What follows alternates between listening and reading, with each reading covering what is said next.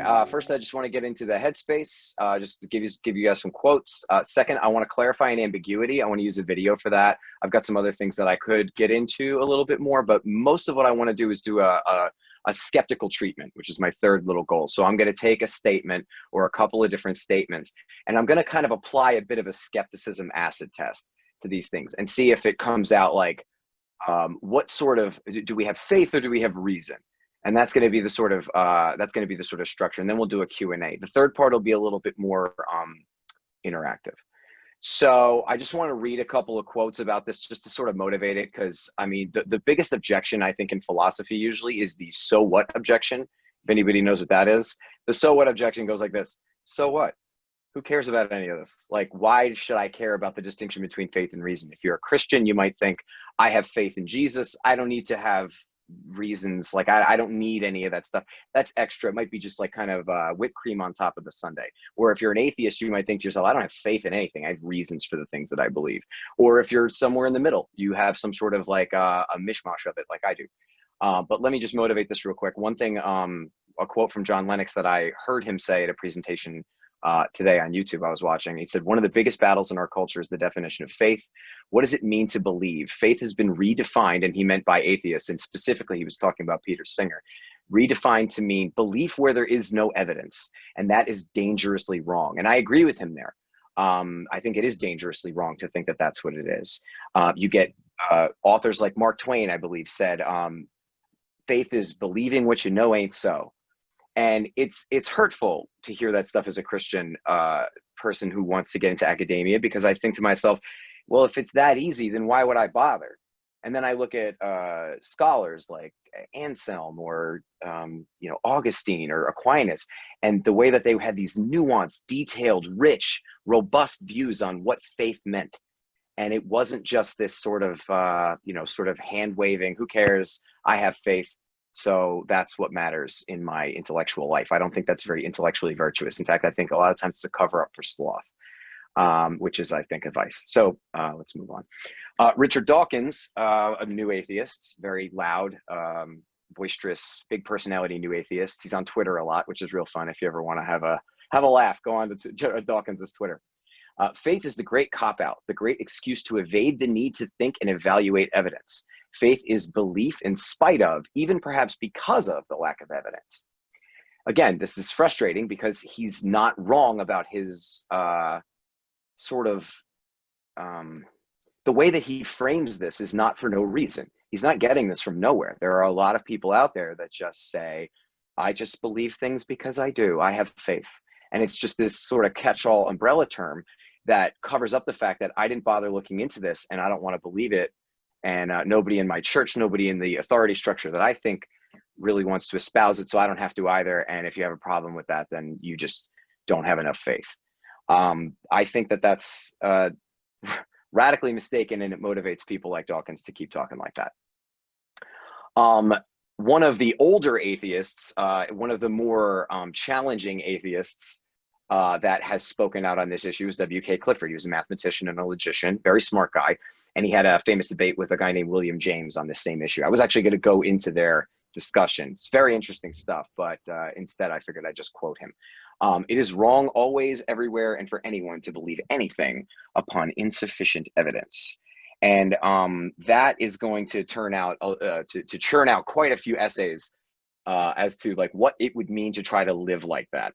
It turns out it's actually really, really hard to live like that. I have a quote from Clifford that actually motivates why he said this, and I do think he's right about this. And I think that especially persons of faith. I'm a Christian myself. I should probably say that I'm a mere Christian, Bible believing, grew up Protestant. I'm a very committed Christian, but I think he's right about this. And this is William Clifford again talking. He who truly believes that which prompts him to an action has looked upon the action to lust after it. He has committed it already in his heart. No real belief, however trifling and fragmentary as it may seem, is ever truly insignificant. It prepares us to receive more of its like, confirms those which resembled it before, and weakens others. And so gradually it lays a stealthy train in our inmost thoughts, which may someday explode into overt action and leave its stamp upon our character forever. And no man's belief is in any case a private matter which concerns himself alone. No belief held by one man, however seemingly trivial the belief, and however obscure the believer, is actually insignificant or without its effect on the fate of mankind. And so he believed this. He said, like, any little thing that you kind of commit to in your mind epistemically is going to have, it's going to leave its fingerprints on the world. And I think he's right about that. And if that's true, and we are, as if you're a Christian, if you're not, then just try to think about like our responsibility to the earth as good actors or something. But as a Christian, I believe that we are the managers of this world that God has given us. And we, if this is actually true, we need to treat that right. If we leave marks from our beliefs on the world with these sort of even seeming trivial beliefs, if we do leave marks on the world, we need to make sure that we're being good managers of that. Another quote by Soren Kierkegaard. If you know me, you know I love Kierkegaard, but this is him. He was famous for fideism, which is the idea that faith is like sort of like a boundary marker. Like you believe things on faith and you have to kind of do this leap in the dark of faith. He said, if I am capable of grasping God objectively, I do not believe, but precisely because I cannot do this, I must believe. Now, I think there's a lot of problems with the sort of construal on the face of it with beliefs like this from Kierkegaard, because first of all, he was an incredible reasoner. And for somebody to do as much studying and as much reading, as much writing as him, to say that I don't need to believe in God, I don't need to know God objectively, or I don't need to really be able to give proofs of God or anything like that evidentially, I just need to believe, because if I could objectively, then I wouldn't need to believe. I think that's a misnomer. And the Stanford Encyclopedia of Philosophy, the writer here is John Bishop. He's a famous intellectual on faith. Turns out he's a Christian. I didn't know that when I was reading it, but he said something similar. He backs up the fact that Kierkegaard, he makes faith seem irrational, but it's not completely irrational. It's more like a commitment in your will, not the knowledge that you're contradicting yourself, but it's more like an action of the will. And in that action, you have to trust your source, which in this case, he's talking about Abraham, which is God. Do you trust your source is going to be what it comes down to. And that's a problem if you want to think that Kierkegaard is saying, well, you need to be irrational. You need to look at the situation and say, this is irrational on all the evidence I have, and I'm still going to do it because faith, and that makes me virtuous. That's not really what Kierkegaard's saying, because if you trust God, you know it's not irrational from his perspective, just for yours. And you'd be looking at it and saying, okay, I trust God, and I believe that he wouldn't lead me astray. And so I'm going to do this because I trust God, because I think he knows better than I do, even from my perspective. So I think that there's some, like, even though Kierkegaard gets treated like this sort of champion of irrational leaps in the dark, I think that could be qualified pretty easily. So this is a video that I want to show that gives a good distinction about belief that and belief in. And I think that belief that and belief in, when you're talking about faith claims and belief in God especially, is going to be a very, very relevant distinction here. And it kind of untangles some of the way we talk about faith and reason. And I think it shows you that overlap in the Venn diagram that I was kind of painting in your head before. I think that the overlap is pretty significant. So this is Greg Gansel on religion and reason and faith.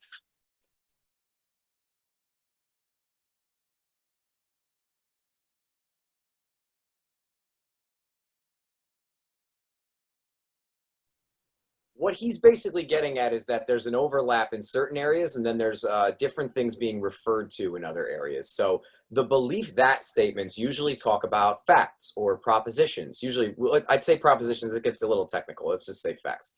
So when you say, I believe that dinosaurs existed, or I believe that you stole my wallet, or something like that, evidence is usually going to be the thing to either contradict or substantiate what you're claiming, okay? If you say, I believe in something, you can, I mean, the language gets a little bit weird, because I could say, I believe in dinosaurs. There's a comedian, actually, I thought this was so funny. A comedian once said, his friend walked up to him, or they were having a conversation of some kind, and he said, do you believe in dinosaurs? And he goes, do you mean, do I think they can change the world? And I thought, like, it's funny because what he's trying to say is, do I believe in them? Like, do I have confidence in them like a mother and a child, like playing baseball or something like that? Like, you can do it. I believe in you. That's the sort of thing that he's talking about. So it kind of plays this shell game with the terms. And a lot of times you can know the signal is usually, I believe that, and you're usually talking about facts, or I believe in, and you're usually making an evaluative commitment.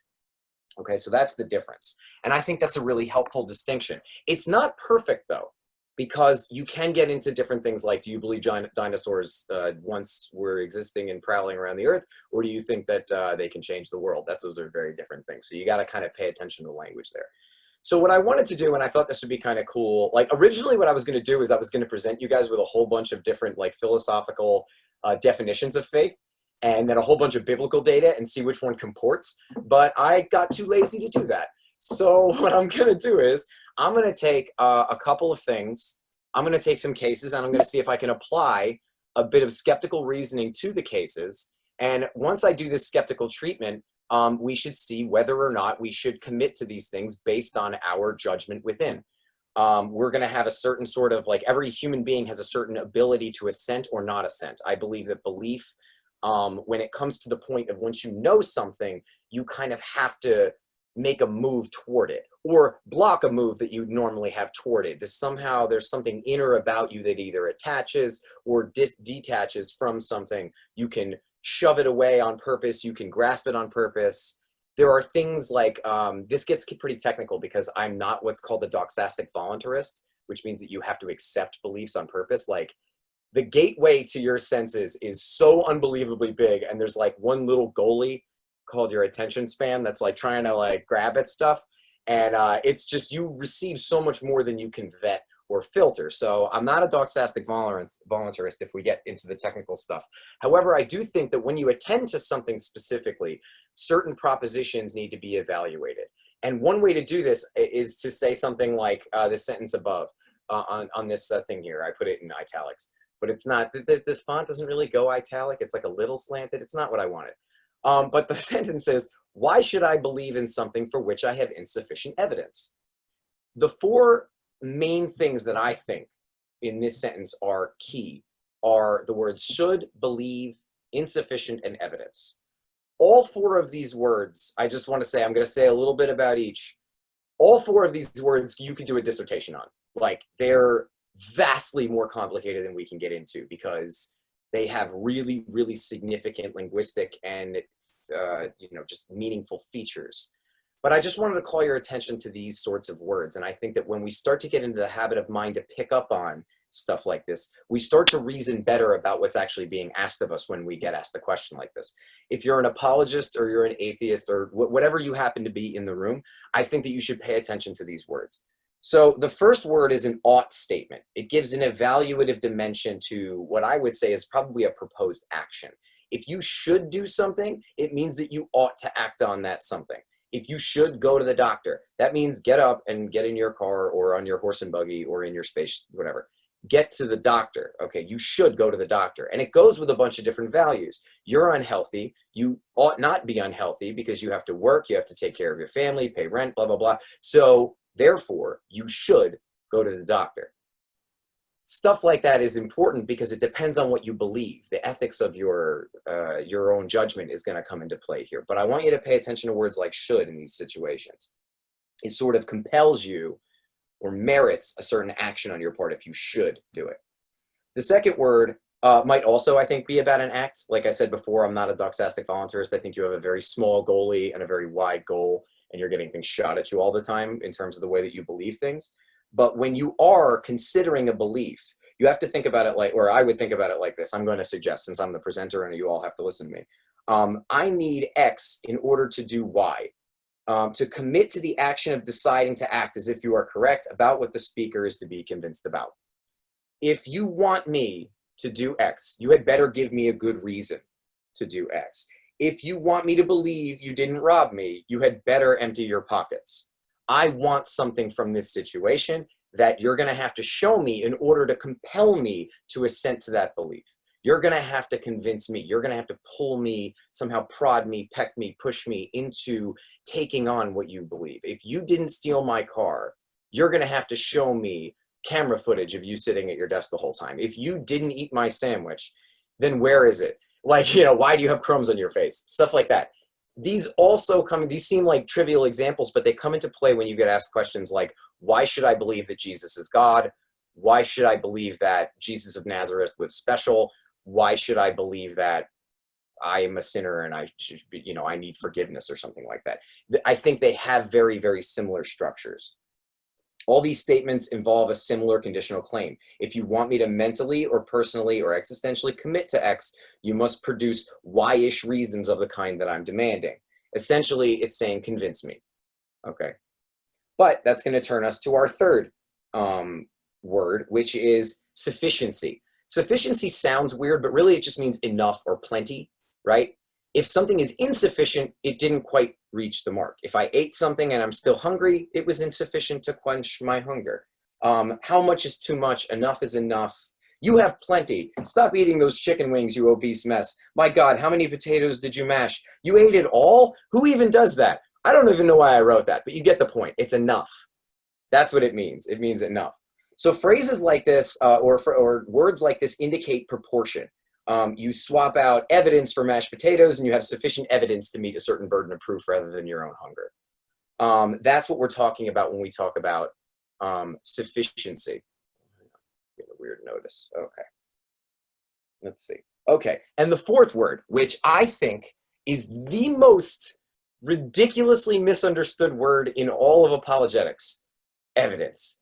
My God, I hear so much weird stuff about evidence. Like there was a guy, I think Matt Delahunty he's an atheist, he was debating somebody and he just goes, claims aren't evidence. And I'm thinking to myself, that's like saying bricks aren't bridges. And I'm just like, what are you talking? Like, it's like the definition, the actual, what evidence is so misunderstood. And to be fair, it takes a lot to kind of get your head around. So it's like evidence is that which supports or contradicts a claim. Or usually I like to kind of, I try to say it like this, like how am I gonna phrase this? I said, evidence is a piece of information, whether it's encoded in words or in an object or a situation, which lends support to a story. Or if you prefer, a narrative, an account, or a retelling of a situation. So if I'm telling you I went to the store, there should be evidence that I went to the store. If I'm telling you that I killed the guy and you need to help me find the body, there should be a body and blood outside of the person's body and stuff like that. Like there will be indications in the environment of the act that I'm describing in the past. If I killed that guy, there's going to be evidence for it. That's what evidence is. Evidence is information which is encoded into words or objects or situations which lend support to a narrative. Okay. That was long. I actually had originally in my slideshow, I had originally a whole bunch of memes like, was this guy ever going to shut up? But it kind of felt obnoxious and a little over the plate, so I didn't do it.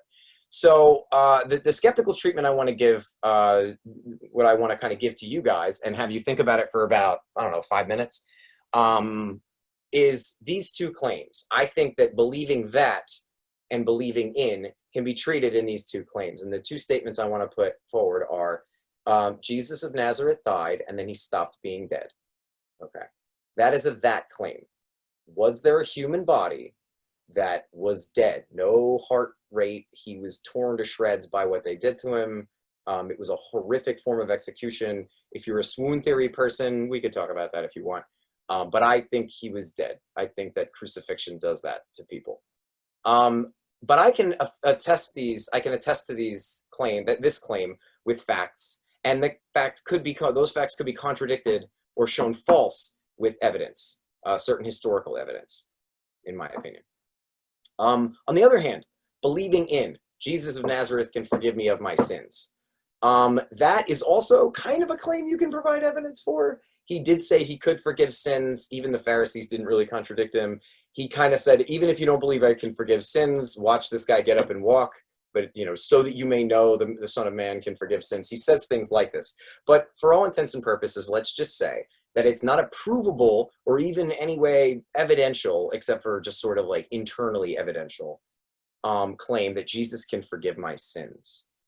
It can be attested with facts, but it can't be proven beyond a reasonable doubt using facts, at least third personally.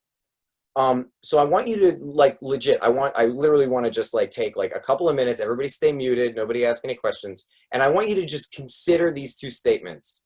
And I want you to see, I want to see, do you have faith in either one of them? Why or why not? That's kind of my overall kind of claim. If so, why? If not, why not?